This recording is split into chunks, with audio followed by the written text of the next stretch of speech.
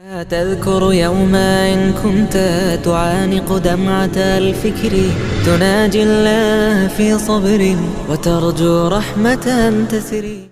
Ramadan is getting closer and closer, and as it approaches, you get reminders about how we have to engage in more acts of worship and get closer to Allah and reconnect with the Quran. And I wanted to take a few steps back from that and deal with something very, very fundamental and basic that I think I need to hear for myself, and I think all of us can benefit from, inshallah ta'ala. One of the most fundamental relationships we have with Allah is that of asking Him things. We need His help. We need His help in our matters of religion. We need His help in our guidance, in committing to the right way, staying away from evil, of getting forgiveness. We need His help in spiritual matters for our iman. But we need His help for everything else in life too. We need His help for our family matters. We need His help for our health issues. We need His help for our financial issues. Many of you are stuck in impossible situations that nobody else understands. The only one who understands is you and Allah. You even try to explain it to somebody else, they don't get it. They don't understand it. Only Allah can know what it is that you're going through and the trouble that it's causing you. And so all of us are in one state or another in some kind of difficulty. Allah Himself describes the reality of human beings.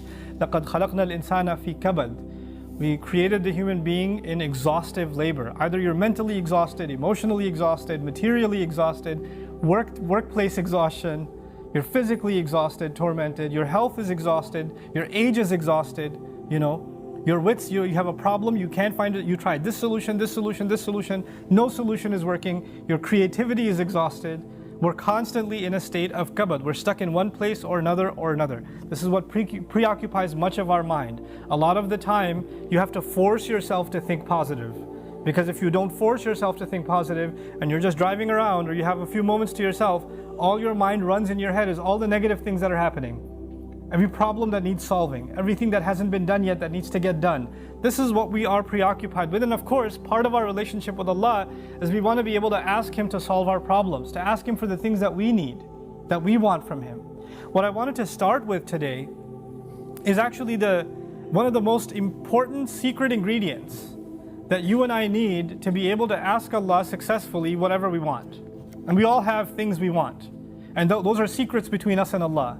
But if you're really going to be able to ask in a way that you're truly hopeful that Allah Azza wa Jal will respond to what you're asking for, there are some things that have to be in place.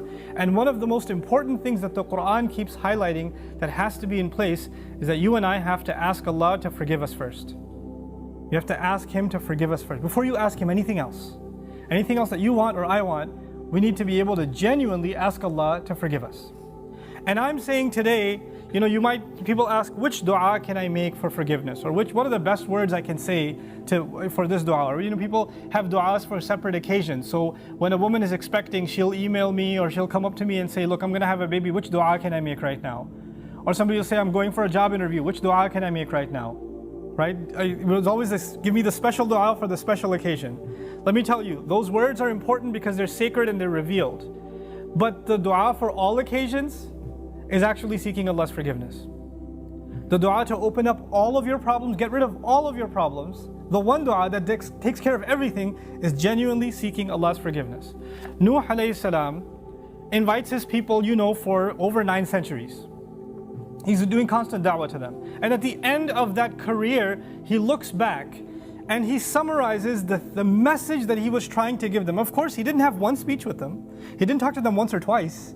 Laylan wa nahara, da'awtu qawmi laylan wa nahara. Night and day. He didn't even take nights off. He's constantly inviting them.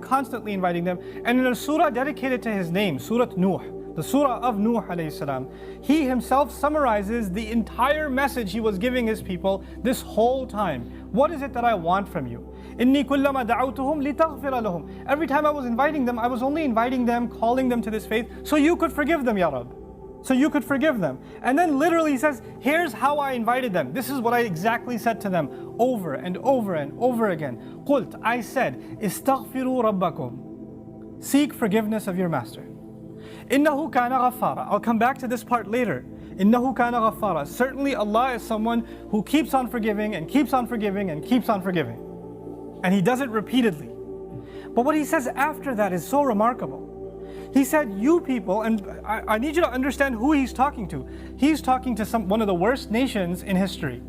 Nuh alayhi salam is described as one of the worst nations of all the nations. Places like Surah Al-Qamar, where Allah describes different nations, or even Surah Al-Dhariyat, Allah describes different nations of the past that rebelled against Allah, that rebelled against the prophets and were destroyed. When he gets to Nuh alayhi salam's nation, what does he say?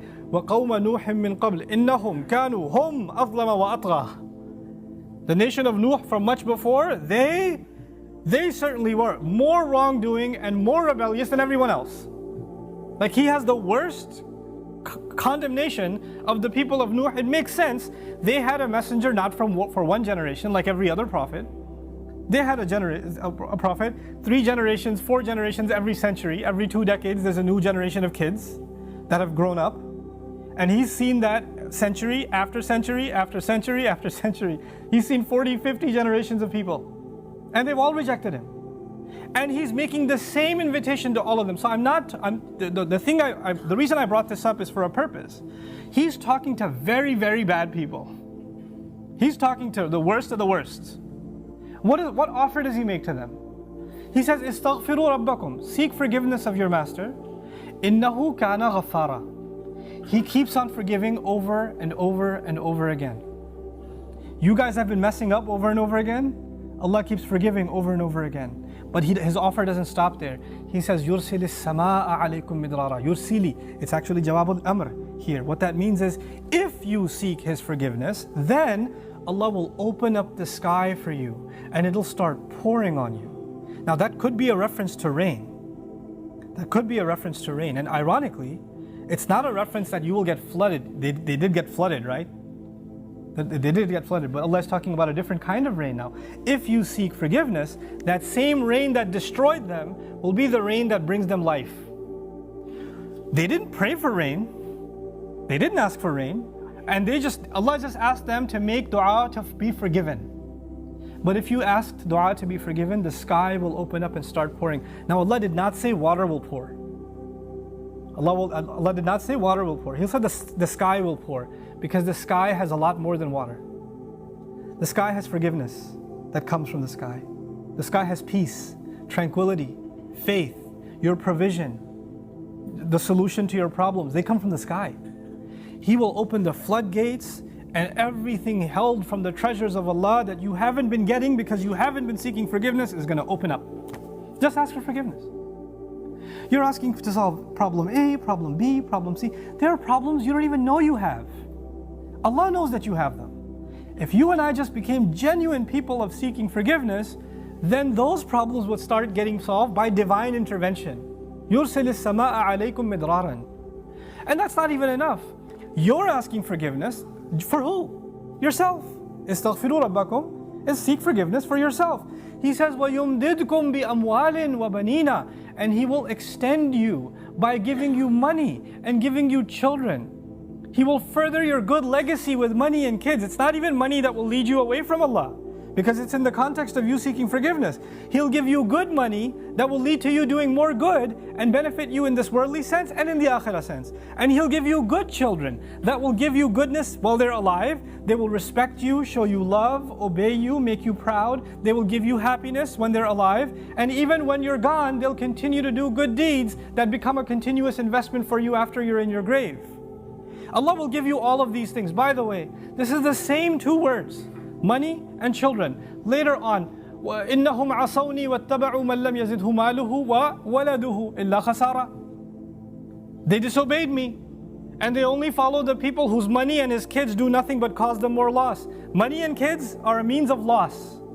But when money and kids come from Allah, after you seek forgiveness, they become gain.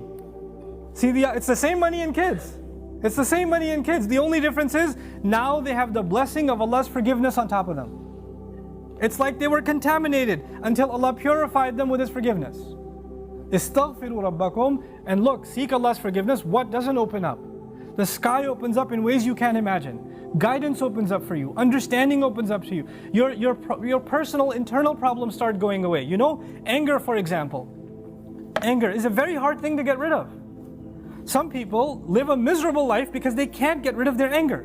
Something is eating inside of them and they're just not able to fight it. So much so that they recognize, I cannot get rid of my anger. And I bet Allah will not forgive me because I'm such an angry person. I'm not able to forgive. Sahaba were really angry at the battle of, at the occasion of Hudaybiyah. What did Allah say about the removal of anger? He said, أَنزَلَ السَّكِينَةَ فِي قُلُوبِ الْمُؤْمِنِينَ. He sent peace, calm, tranquility down from the sky into the hearts of the believers. Calmness doesn't come from you. It doesn't come from you and me. We can't calm ourselves down. Musa's mother was dying of nervousness, of fear when she was putting her baby in the water.